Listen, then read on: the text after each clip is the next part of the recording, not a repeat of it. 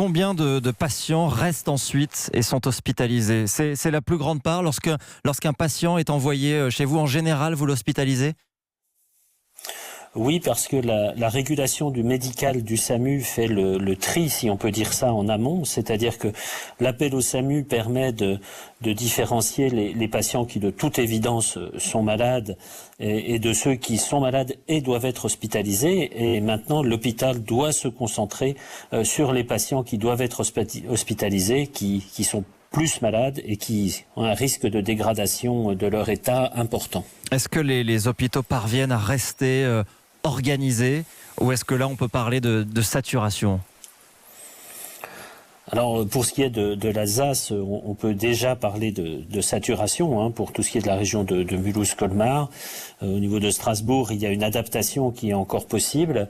Au niveau de la Moselle, nous sommes en phase où nous augmentons quasiment de demi-journée en demi-journée le nombre de lits d'hospitalisation dédiés aux patients malades de ce Covid. Il manque aujourd'hui des respirateurs pour tous les gens qu'on va devoir probablement placer en réanimation dans les jours qui viennent? Alors pour l'instant, il n'y a pas de remontée de manque criant de respirateurs. Il y a quand même pas mal de stocks, il y avait beaucoup de respirateurs, et puis il y a une adaptation qui se fait. Les hôpitaux ont déprogrammé leur activité chirurgicale. Donc on trouve aussi des capacités de respirateurs dans les blocs opératoires qui maintenant servent à la réanimation, mais nous suivons ça de façon extrêmement attentive.